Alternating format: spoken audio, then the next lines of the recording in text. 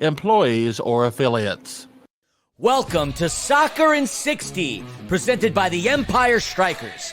Get ready for your weekly look at all the pro soccer teams in Greater Los Angeles. We've got all the news and analysis you need, from LAFC and the LA Galaxy to the Empire Strykers, Angel City FC, and Orange County Soccer Club.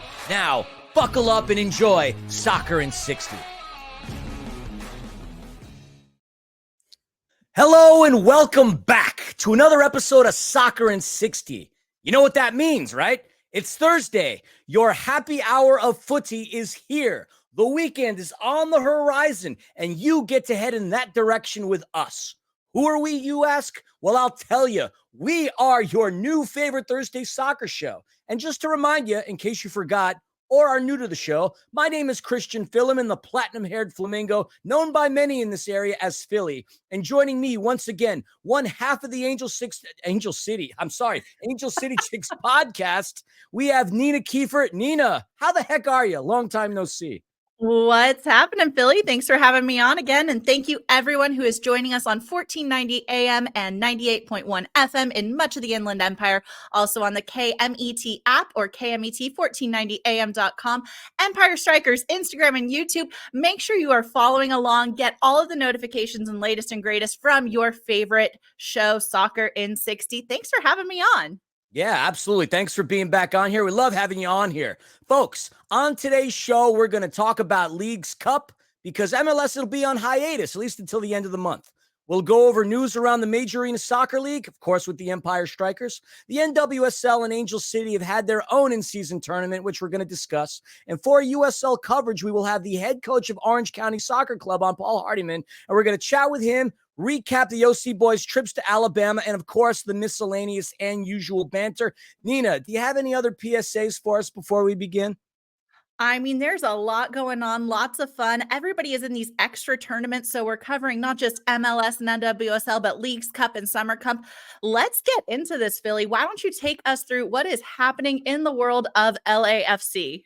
All right, like I mentioned earlier, it's the Leagues Cup tournament right now. We won't see MLS action until the end of August. Now, LAFC's had two games since our last show. One on Friday against Liga MX side Xolos, and another one just this past Tuesday against familiar foes, the Vancouver Whitecaps. Let's get into that. LAFC hosted Liga MX side Xolos. It's the first time that these two clubs have met. Now, Xolos is a side that, well, has had a little bit of struggles over the course of the last Clausura and Apertura. And starting in this season, along with a lot of the Liga MX teams, they've only played in 4 games. So there hasn't really been much ramp up to this version of the Apertura. With Xolos starting the season in 8th place, but they're tied in Liga MX with Toluca for goals for, but have let in the most amount of goals by any teams in the top 10 at 7. And that's been early in the Apertura. So let's get into things. One quick fact that I wanted to note that I found incredibly interesting about Xolos is this has to be the only professional club anywhere in the world that has 2 Olympic gold medalists. And who they are, both of their keepers for that matter. Jesus Corona, who is a legend at Cruz Azul, and their starting keeper, Jesus Antonio Rodriguez, both keepers featured for Mexico in the 2012 Olympic London Games, where, like I said, Olympic gold medals after they beat Brazil in the final. And the reason why I bring that up, because their teammates are members of the Empire Strykers, who are going to be talking about them as they are going to be featuring in the USA-Mexico game and September 29th. Marco Fabian and Miguel Ponce, teammates, pretty cool tie-in. Now, very cool. I'd say so. Olympic gold medals, that's an amazing factor. If you could find me a team that has 2 Olympic gold medalists on a professional club, I'll buy you lunch. How about that? U.S. women's national team and Gotham. All right, well, you don't You owe me lunch. Yeah. Moving right along. It wouldn't take long for LAFC to find the back of the net. They came out hungry. They came out aggressive. And in the 9th minute, Denny Bowanga, the team's leading scorer, in the middle of a Xolos sandwich, cuts through Mejia and Fernandez, hungry for that first goal. Denny had a clear look, may have very well gone in, but the goal is going to be credited to Kike Oliveira, who has the goal for LAFC, and as the 2018 song by hip-hop artist Lecrae goes, they were coming in hot. Yeah, you like that. But then chaos, calamity, insanity would ensue within the 12th minute. A massive injury on the turf to Xolos captain Christian Rivera. He went down after a 50-50 ball. There was a collision with him and Eddie Segura. Eddie Segura would end up getting charged with a yellow card. The training staff came out immediately, needing to cart off Rivera. That's a scary moment. Last time I saw anything remotely similar to that was when Christian Eriksen got carted off due to a heart problem. Now, the good news is Rivera was fine. He was kept overnight in hospital just for observation, but that would be a big, big mark on the game for Xolos, as he was the team's leading scorer last year. And by the way, as a midfielder, led Liga MX in tackles last season. But that led into their head coach, Juan Carlos Osorio, getting ejected. He was berating one of the officials, practically head-butted another one, and he was booted out of the game with a red card. Very foolish. Xolos not only loses their captain, and yeah, I get it. It was a rough challenge, but they lose their head coach, and that's going to cost them big time. Osorio, not a new kind of a coach. Here's a guy who's got a pedigree on him. Coached at the highest stage, coaching for Mexico in the World Cup in 2018. He was the man in charge when Mexico beat Germany 1-0 in the group stages in 2018. In would come in former member of the LA Galaxy, Joe Corona, who, by the way, the 5th most capped player in Xolos' history and the player that scored the very first goal.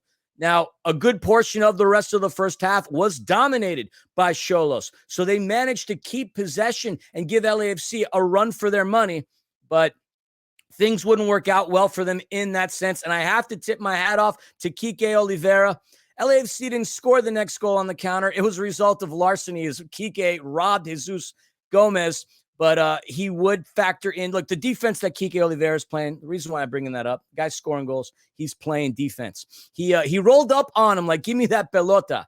His cross in the box, while it doesn't score a goal, it bounces in front of Xolos' keeper, Rodriguez. And there's Denny Bouanga there to score a goal, 2-0. Great finish. The favor gets returned. And at this point, between Denny and Kike, they are carving up Xolos like a pumpkin in October. Now, what should have been the nail in the coffin in the first half? Ilie connects with Kike. Jesus Gomez, who was punked time and time again in the first half, and it happened to him again. He was wide open. He did all the hard work. He just missed to the outside on the left. That could have been it. Going into the locker room, 2-0, still very much a game, but 5 minutes into the second half, LAFC wasted no time in trying to close this out. Brilliant ball in by Edward Atuesta to Denny. He manages to keep it onside. Nicolas Diaz of Xolos tries to get Denny off the ball, but he stays on his feet in this precarious balancing act, needles it through past the keeper, hits the post, and Oliveira is there once again with Gomez in his back pocket, scoring the second of the game, 3-0. And that honestly is how it's going to end. Xolos doesn't get any bit of offense mustered up in there. LAFC, a commanding win in their first round in Leagues Cup. Now, we move forward to their second game, which just took place this past Tuesday against familiar foes, the Vancouver Whitecaps. Very important to note that Vancouver would be without one of their best players, team leader in assists, Ryan Gold, as he sustained a knee injury against the Houston Dynamo back on July the 20th. An interesting start for LAFC. They would put, friend of the pod, by the way, Abraham Romero in between the pipes. They'd start Sergi Palencia, Jesus David Murillo, Aaron Long, and Ryan Hollingshead, Matty Bogusz, Ilie Sanchez, and the young Eric Dueñas in the midfield, Kike Oliveira, Nathan Ordaz is your center forward, and Denny Bouanga. It would be all Vancouver to start things off. 4 minutes in, Sebastian Berhalter with a goal outside of the 18. I guess my years of smack talking his father, Greg, finally came back to bite me. We all got caught ball watching. It was a gorgeous, gorgeous goal for Vancouver, and not a great way to start the game for LAFC. The hits would also keep on coming.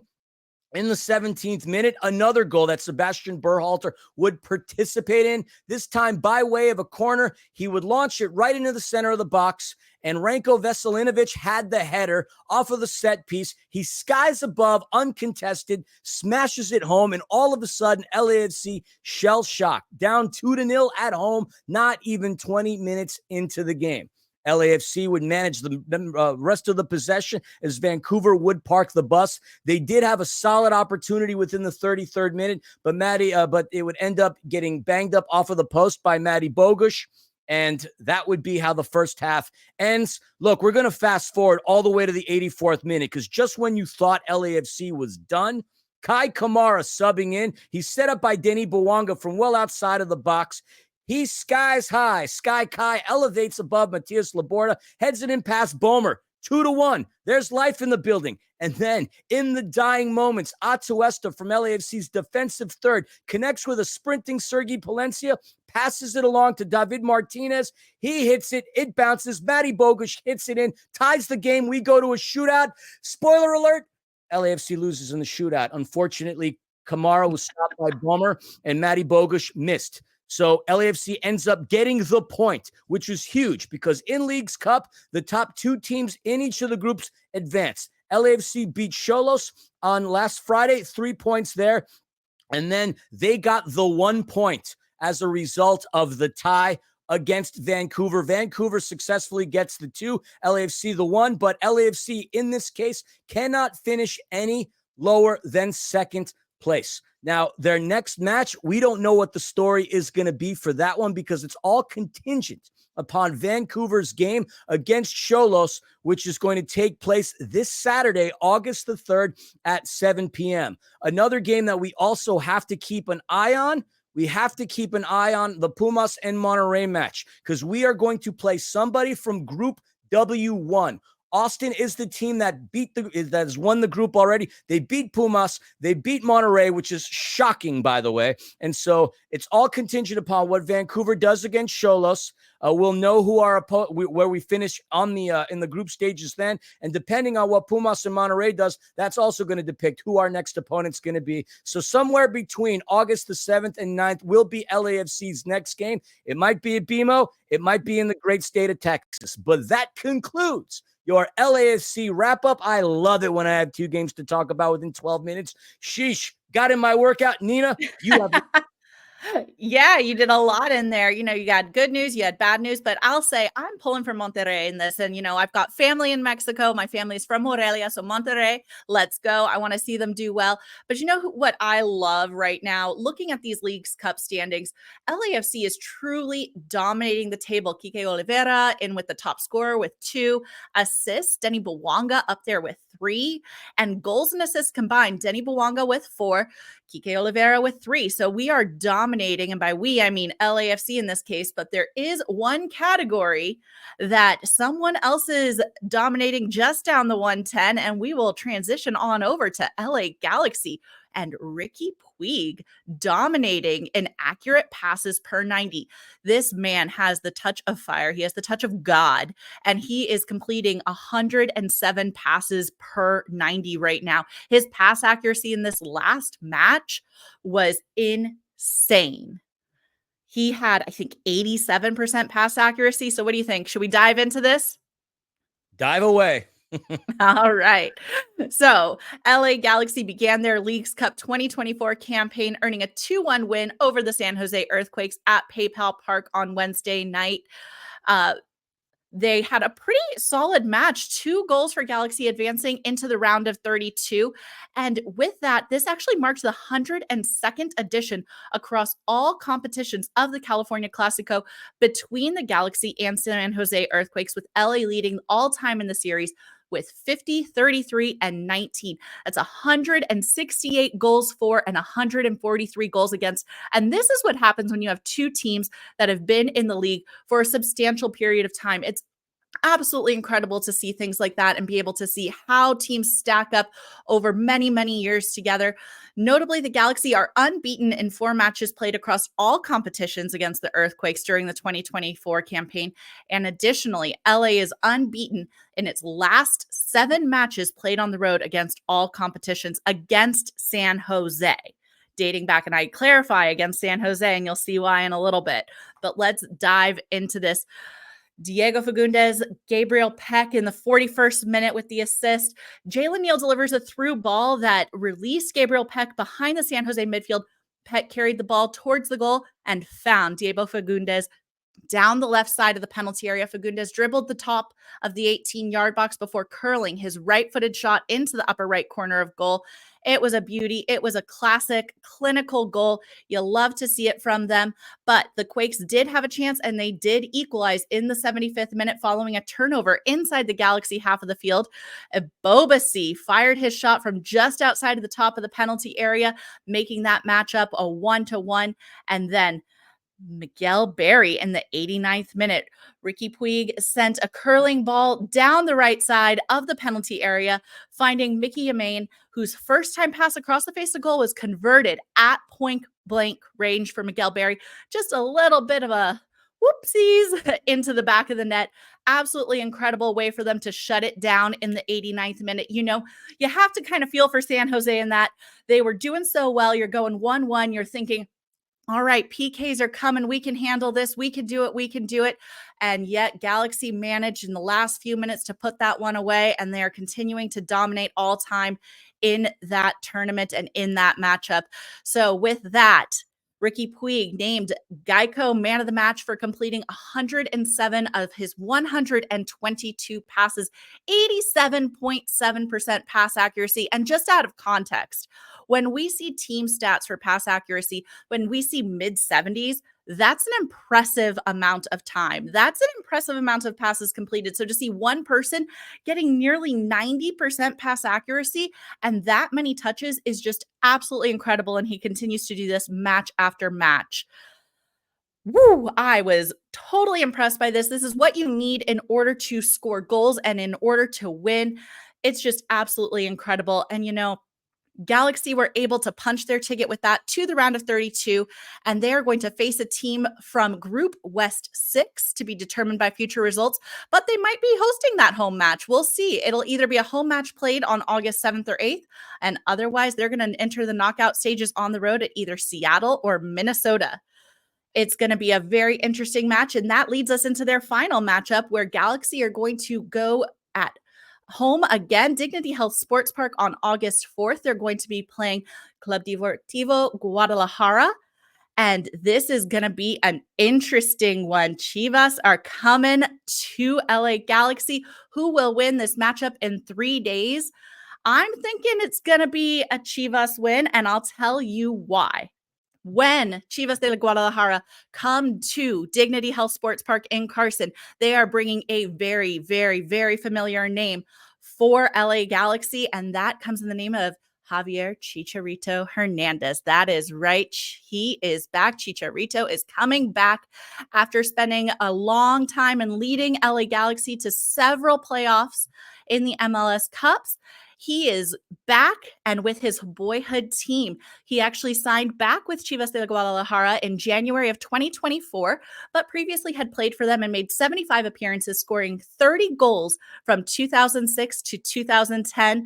So I'm excited to see how this is going to match up, especially considering the fact that Galaxy have not kept a clean sheet in their last 6 matches.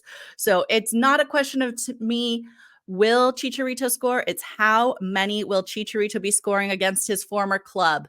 And, you know, the other question I have, do they boo?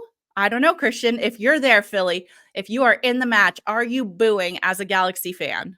I guess the question is, will Chicharito be healthy enough to play? Because we know injuries have been plaguing him, not only during his short tenure at Chivas, but well into his Galaxy career and even before that.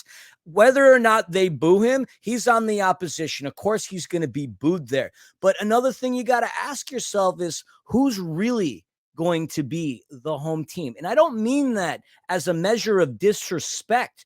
If you look at the attendance in San Jose, not even in San Jose, when they played Chivas just a few days ago over at Levi Stadium, there was 50,000 fans in attendance there. I'm not much of a gambling man, but I'm willing to bet more than half of them were there for Chivas, one of the most beloved and widely supported clubs in Mexico. You know they're going to bring out a strong, passionate supporters base to Dignity Health Sports Park. So whether the boos come down, I don't know. It's going to be a question of who's really going to dominate on the home front.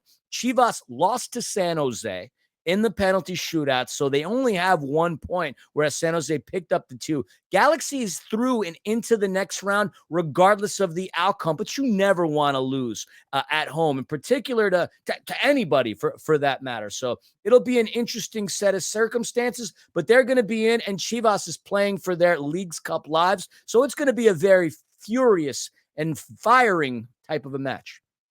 I absolutely think so. Not to mention the fact that LA Galaxy always refer to LAFC as Chivas 2.0 from the days when there was Chivas USA and Chivas here. We know they're different, but I still think LA Galaxy are going to have a little extra hatred just in general against the idea of a Chivas team coming into their stadium, and especially one that has their star, their most recent star. So we'll see. As you mentioned, Chivas fighting for their life. If they don't win this, they are very likely not advancing. So they are going to be trying to put it all out there. I think Chicharito is going to be healthy. It was just like a little muscle strain, tightness, soreness. I think even in 10, 15 minutes, he can do some damage.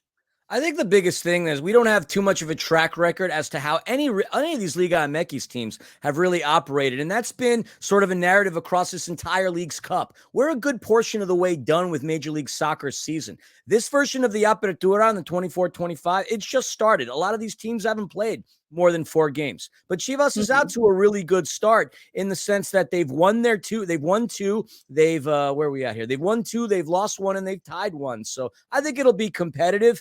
There's always this rivalry between MLS and Liga MX, but there's something a little more potent. Again, you're playing for your Leagues Cup lives. Does Chivas and the Liga MX teams care that much about Leagues Cup? There's a sense of pride. If you really are a competitor and a true professional, you're never going to want to lose ever, whether you're at home, whether you're on the road. So I'm looking for fireworks one way or another. Hopefully a lot of those fireworks aren't going to happen in the parking lot. Yeah, definitely on that. When we look, it's not an individual competition, obviously, it's a team competition. But when we look at the individual stats that I was referring to earlier, none of those are currently held except for shots per 90 by somebody from a Liga MX team. Everyone else is an MLS team that is leading in the player stats. So they definitely are doing okay as teams, but there's a lot of room for improvement and a lot of space that they need to make up there if they're going to continue. And, you do also have to wonder how much a true home field advantage plays into this, because we are not traveling to Mexico. All of these teams are on the road. And as they continue to stay on the road, that's going to probably wear them down a little bit. So lots to look forward to there. And I think plenty that is going to be happening. We'll see. It's 3 days away, 7:30 p.m. Get on over to Carson, go to Dignity Health Sports Park, check it out. It's going to be fireworks. As you said, I think you're looking at lots and lots of goals, if anything. Lots. Yeah, this is not going to be a 0-0 game that's going to go into a shootout. And keep in mind, that's how Leagues Cup works. After regulation, there is no extra time. They go right into the shootout. So I don't think we're going to see a shootout. I think we're going to see one team score a lot more goals and the other team score a lot of goals, but not as many as the other team. 4-3. That's what I'm assuming. All right. All right. Let's take it inland. Let's go. Onwards to the Major Arena Soccer League and, of course, the Empire Strykers. Before we really get started on the news and information that's going on there, I'd like to start off this segment of the pod giving a warm and happy birthday to head coach Paul Wright. Paul Wright, the man looks like he can still play, by the way. The head coach of the Empire Strykers, a legend he absolutely could. A legend in the indoor game. He has his jersey, the number 3, retired in the rafters, no longer at Pechanga Arena. That'll be over at Front Rave Arena as the Sockers look to open up that facility here in this upcoming season. But yes, happy birthday to head coach Paul Wright. Nina, we have another rendition of USA Mexico, but I say another because last year it was a double header. It was women and it was men. And the cost of a ticket, which I believe starts at a mere $20, gets you admission into both of these games. Last year, we had just less than 7,000 people at Toyota Arena. It was an electric atmosphere. The girls' game, very high scoring. The the women would end up having an 11-8 scoring line. It was dominated by Mexico, but then on the USA Mexico men's side, we had a game that went right down to the wire. The U.S. men were down early, but they roared right back, and Texas Outlaws player Sebastian Mendez ended up putting the U.S. up by a score of 6-5. What an exciting set of games that was. Oh, it was absolutely incredible. There's something really fun about double headers and being there all day. And both teams, or all four teams, I should say, played incredibly. It was really fun to be able to see how everyone was showing up and showing out for their country, in addition to playing a really high scoring game. But what was tricky about this was these teams don't just exist as they are. They are coming together and they're getting to practice about a week before and meeting up together to bond as a team. And, they're professional soccer players, so of course they can handle it. But there's something unique about signing up to play for your country and for a team and meeting your teammates same week that you're going to go into this big competition. For sure. Obviously, chemistry, we don't know what it's going to be, but from what we're hearing, and the Strikers have made the announcement for a couple of players. So we know on Mexico, the headliner of the team is going to be Empire Strykers midfielder Marco Fabian. He will represent Mexico alongside teammates Miguel Ponce, goalkeeper Brandon Gomez, because the rules are slightly flexible, because this isn't exactly a complete federation game. But Brandon Gomez, Miguel Ponce, and Marco Fabian of the Empire Strykers will be representing Mexico. And then the reigning Major Arena Soccer League MVP that the Strikers recently signed, Renato Castillo, otherwise known as La Pantera Rosa, otherwise known as the Pink Panther, he's also going to be playing for Mexico. So that right there alone is an all-star cast. Absolutely. And if you think you have what it takes to play against them, if you go to Empire Strykers and you check out their website, you can actually sign up to try out for one of these two teams. You could say, hey, I have what it takes. We talk about the MASL Combine that's also coming up in San Diego. You want to get an extra early, sweet look at everything. Just make sure you get out there and try. Get your look, get your professional playing career going. Christian, we always hear people say, hey, I could do that. I could play soccer. Put your money where your mouth is. Let's see you out there. Let's see you on the pitch. Philly, you're going to be calling that game, right? Be calling that game. That's absolutely both games, me and the Dr. Jonathan Reimer. And we're going to have Panda as well on the side, doing what Panda does best. No, it's going to be a good time. Yes, a very unique scenario where you will have the ability to try out. It's going to be a lot of fun. I know the U.S. is starting to fill in the roster too. They have Empire Strykers midfielder and one of the best indoor soccer players I've ever seen in my life, Justin Stinson. If you were following the TST tournament that took place over in Cary, North Carolina, you remember Pat McAfee's team, Concava SC? You got one of the arena boys right there, Stefan Meat. Mijatovic, it's all depending upon how he feels. He's gone by both. He's going to be playing in the game. So you'll have that opportunity. And, MASL, yeah, their combine's going to be in Oceanside in October 26th through the 29th. You're comment about putting your money where your mouth is. Some of y'all out there might actually have a shot at a professional contract if you want to go out to Oceanside. It's not that far of a trek. I believe there is a deposit. I think it's a $25 deposit that you would make in order to be vetted. If they go through your eligibility, like your college footage, all that other stuff, then you have the opportunity to actually go out there. And the cool thing about this, Nina, is you get to showcase your skills in front of coaches from all across the league. It's not a regional thing where you would just try out for the Empire Strykers. Let's imagine that you're a midfielder.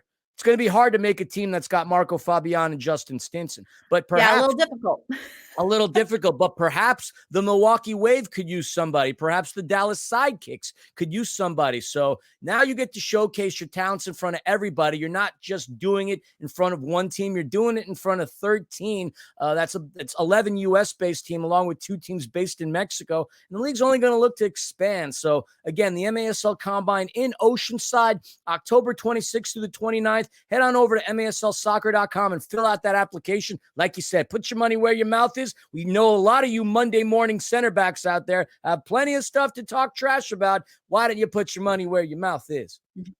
Yeah, in an ever-growing league, now is the time. But don't forget about your favorite team, the Empire Strykers, and make sure you get your season tickets. Season tickets are still available. Get ready. We are gearing up for an amazing season. Make sure you head on over to empirestrykers.com. That's strikers with a Y. Get your season ticket deposit in, pick your seats, and that way, when you show up for USA versus Mexico in Toyota Arena, you are able to see where you're going to be sitting. That's the Empire Strykers. Make sure you get on over there and check it out. Get your season ticket deposit in, and who knows, maybe we'll see you out on the pitch too.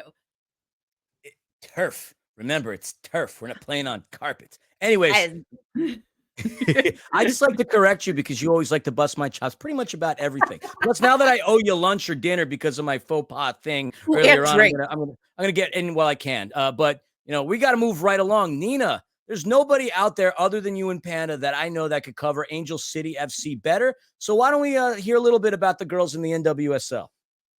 Absolutely. Heading back inland to Angel City, we actually were able to finally beat beat Bay FC. We beat them 2-0. Technically on the road, we were down in Fullerton, so not the traditional home, because we are talking now, of course, about Summer Cup. These tournaments running simultaneously, Leagues Cup and Summer Cup, but Bay FC lost to us thanks to goals by forward Claire Emsley, and unfortunately a Bay own goal forced by defender Megan Reed. The win put ACFC in first place in Group B in the Summer Cup, heading into the final group stage of the tournament. Angel City actually opened the scoring in the 18th minute. Defender Megan Reed got her foot on a ball that Emsley floated in behind Bay's back line on a free kick. The ball pinged off the inside of the post, collided with midfielder Dorian Bailey as she attempted a clearance off the line, and it just rolled into goal. You gotta love when we start out strong. And then Angel City, once again, second half whistle blows and they come out swinging.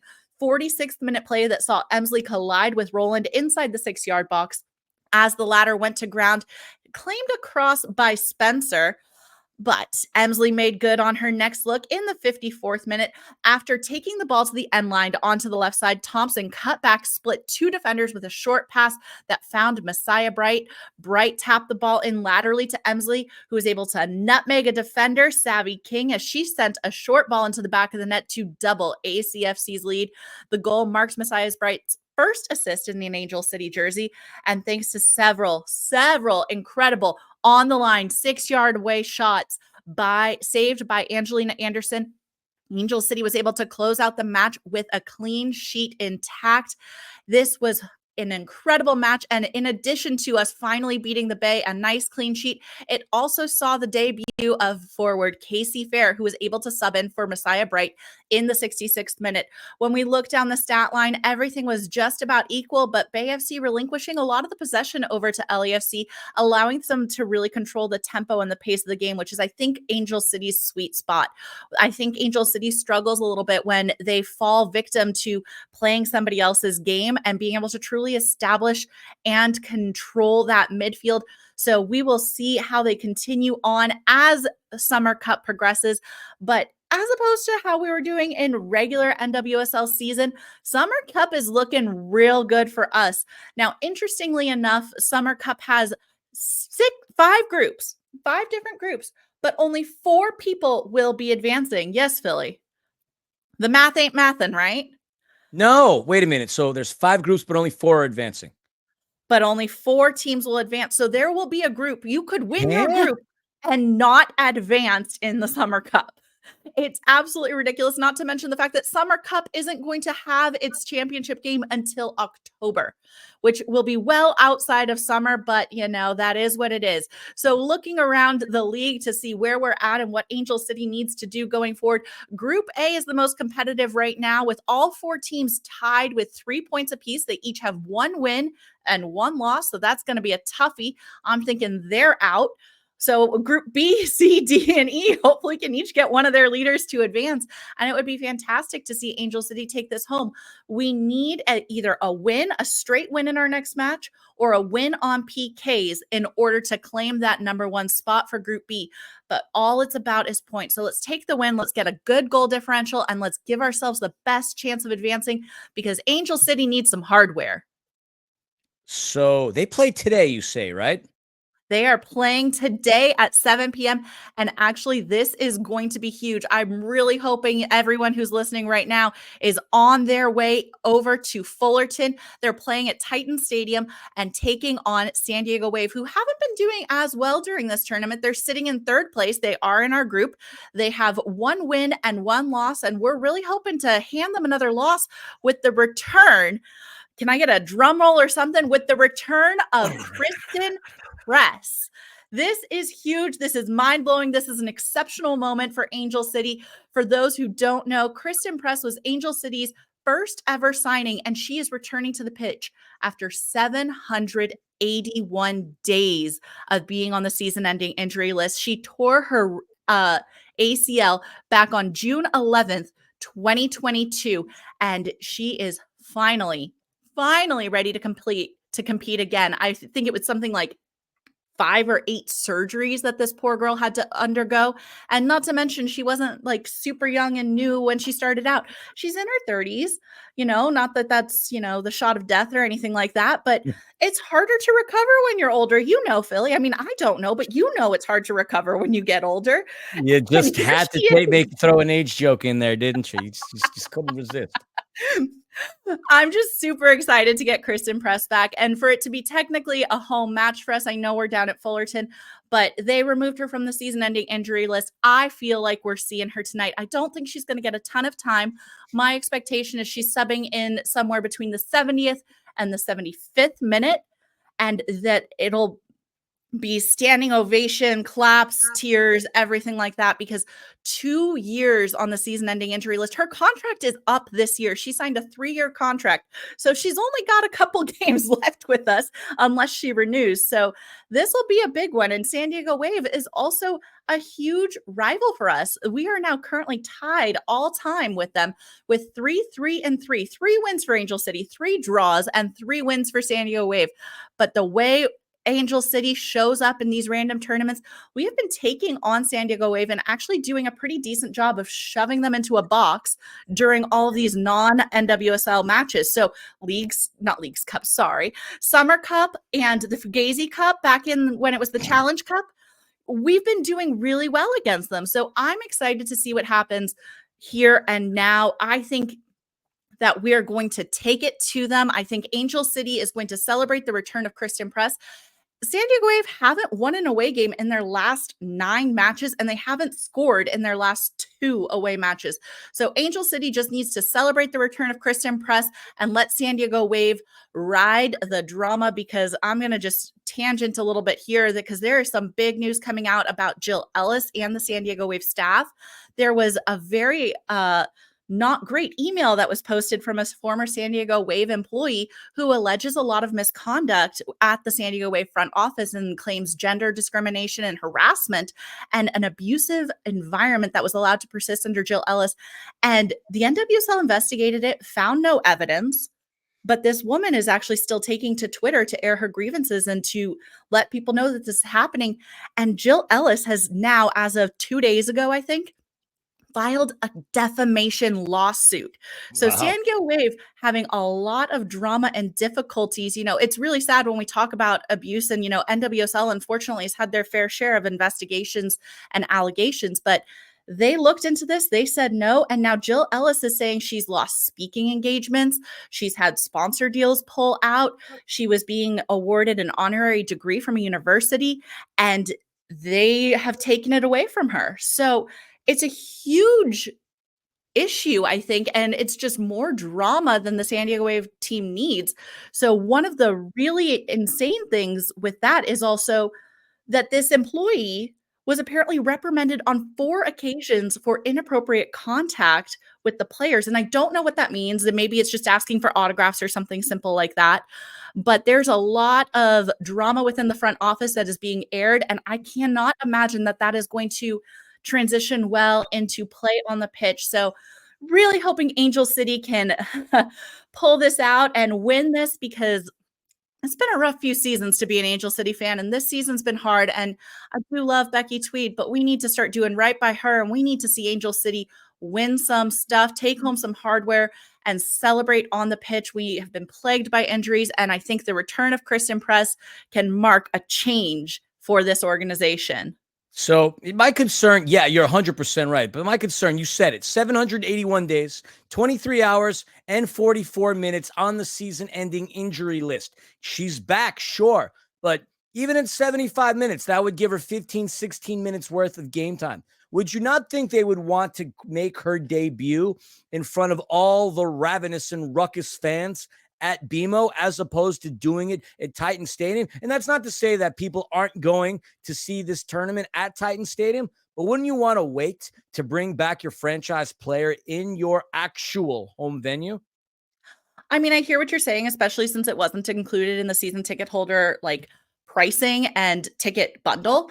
But, I think if she's back, everyone just wants to see her back. I don't think they care necessarily. I think they want to see her on the pitch. She's only got so much time left, and let's get her out there. Let's get her scoring goals. I think because they have made such a statement, 781 days returns to pitch is the phrase they used.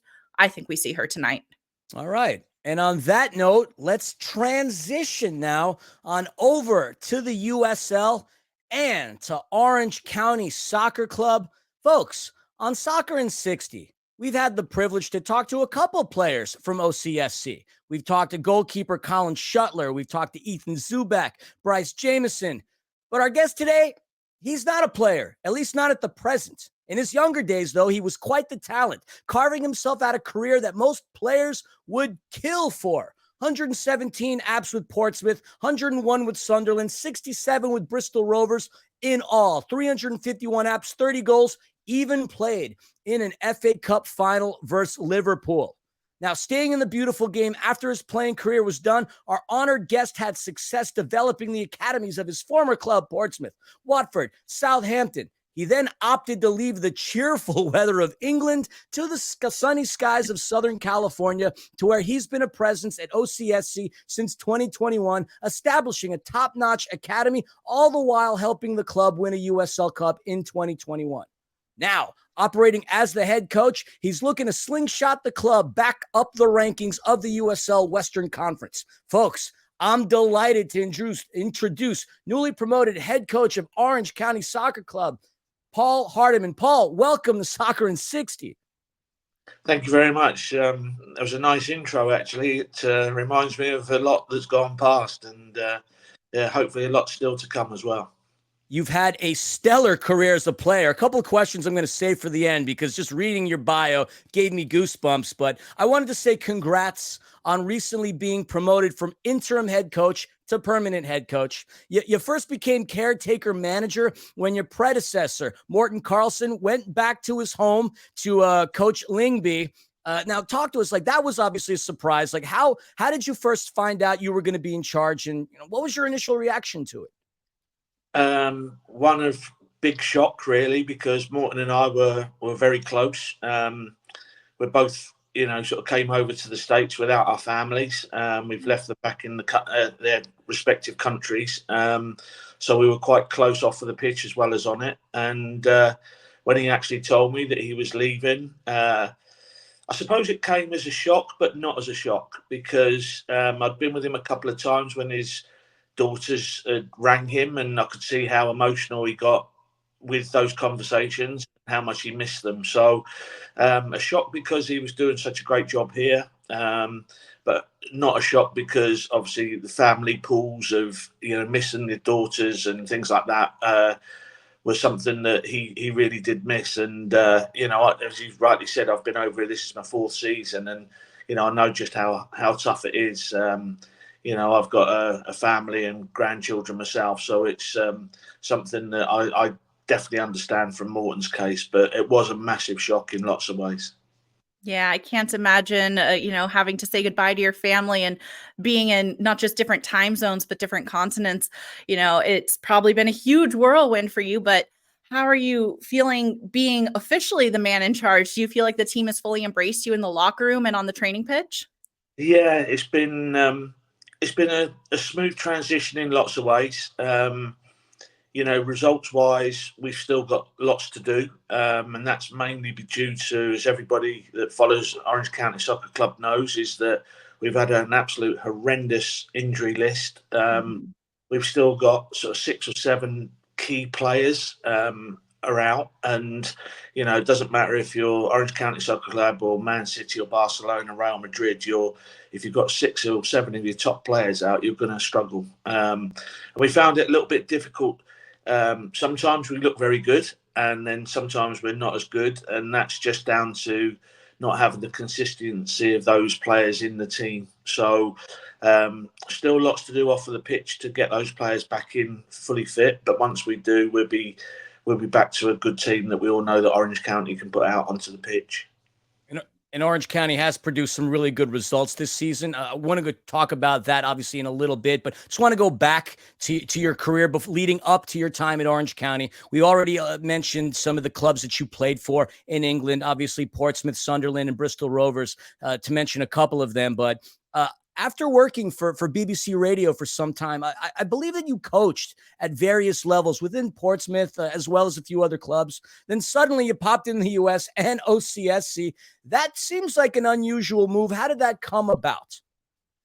It was it was a bit strange, really, because I'd been moving around the clubs. I'd stayed at Portsmouth, which is my hometown. And I'd played for Portsmouth. I'd coached, as you say, at various levels. So starting off doing the football in the community, so going into schools, working with children 5 years old up to sort of 16, going around to old age pensioners' homes to do exercises with them and put fun activities on with them and help promote Portsmouth Football Club.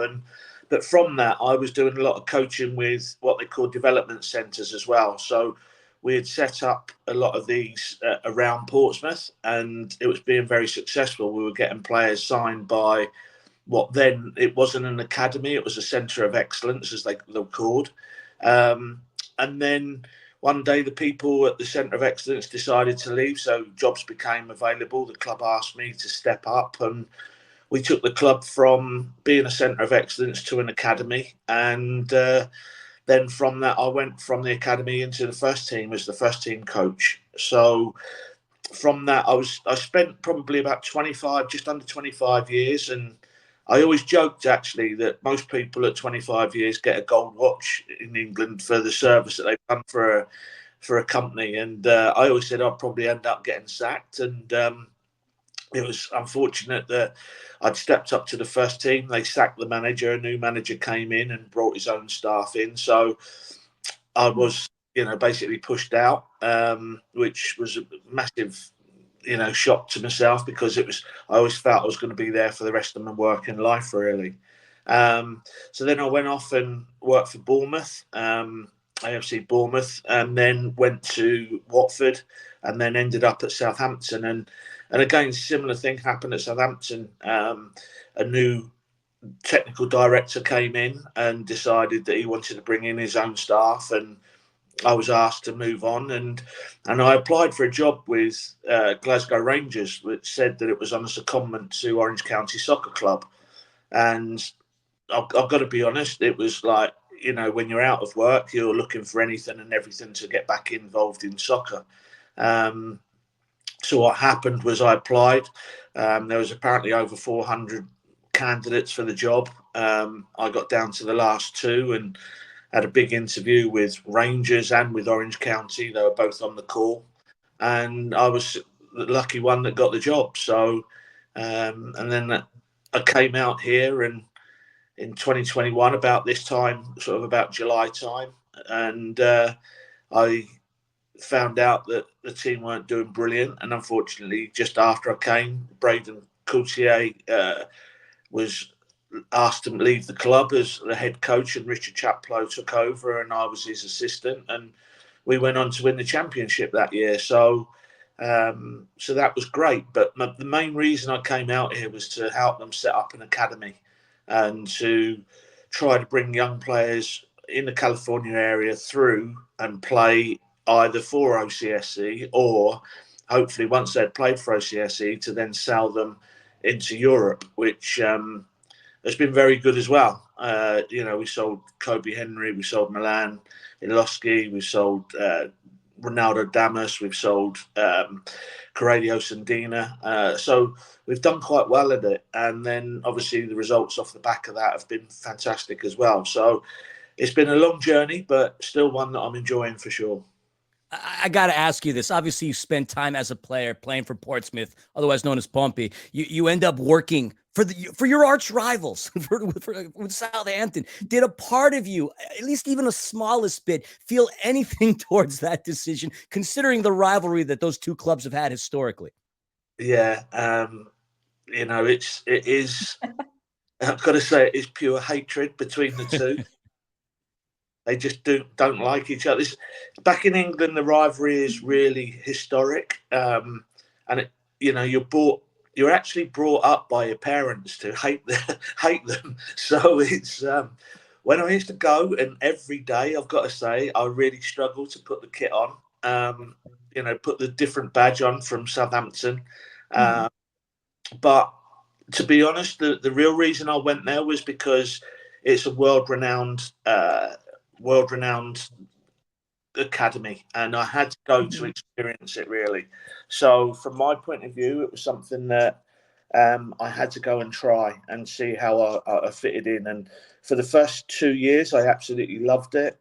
It was brilliant, great people, and then unfortunately, a change in personnel brings a change in lots of things. And for the last 4 or 5 months, it became very hard because one, we were coming through COVID at that time as well, so we weren't really having too much contact with the players, only through Zoom, but also getting sort of messages and things that you didn't really appreciate from higher above, and so it became quite tough. And then I just got the call one day that they wanted to make a change and that my time was up. So and I left the club, which in some ways was difficult. In other ways, sort of made me hate them even more now. So it's still bitter in me, because there was, look, don't get me wrong, at Southampton Football Club when I worked there was absolutely, and I mean world-class people in what they do. So it's a case of like making sure you learn a lot from those things, but also, it was tough, as I say, because I was working for the arch rivals, really. So, but no, look, I loved my time at Southampton. For the first 2 years, it was absolutely fantastic. I've got to say, a fantastic place to work because of the environment. The actual training ground is again, as I say, world class. You go there, there's everything that you could want as a player. The pitches are immaculate. The building is immaculate. There's, they've got a swimming pool. There's just everything that you would want. It's almost like a 5-star hotel you're going to work in, really. Oh, that sounds absolutely fantastic. Yeah, I would love that. But, yeah. Taking it back to OCSC, we have one final question for you. They're currently finding themselves just inside of the playoff picture in the Western Conference, with Monterey Bay and Phoenix breathing right down your neck. How do you feel about the current state of the team, and what do you feel is possible within this group? Again, we've got some very good players at OCSC. As I said earlier, it's unfortunate that a few of them are injured, but once we get those back, we'll be fine. Most of those will be back by the end of this month, definitely by the end of the start of September. And then once we get those back, we hopefully will be, strong enough to get into the playoffs. And the playoffs are the playoffs. Ideally you want to finish in the top 4 so you get a home tie. But if you don't, then Phoenix proved it last year. If you're good enough, you'll win it by going away on the road and beating the team. So, I've got to be honest, when I watch the games, I always feel that if we've got our strongest team out, we'll give anyone a game, home or away. So it is just getting our players fit. We need to start scoring more goals for sure. But, we're starting to play what I feel is a nice brand of football. But we've got to turn that nice brand of football into results as well. Absolutely. We're hoping you can bring it home. We're hoping you guys have a great matchup. We're definitely looking forward to your next game. I think you can do it. I'm believing in you. I think you're going to make it into the playoffs. Philly? Oh, absolutely. You got North Carolina FC coming through at home. That's a nice turnaround. Obviously, we wish you all the best. There's so many things I wanted to ask you, Coach. Obviously, the FA Cup final, I mean, coming in the 69th minute. Player development, like all the So things. much, but we'll have to save that for another moment. But just wanted to say thank you again for taking the time to speak with us. We hope to have you on again. And once again, good luck against North Carolina this weekend. No, look, guys, I'm more than happy to come on anytime. And pass on my experiences, and hopefully people enjoy listening. But thank you for having me. It's been very pleasant, and look forward to seeing you both soon. Absolutely. Thank you, Coach. It's been absolutely fantastic having you on, and we are so excited to be with you again for Soccer in 60.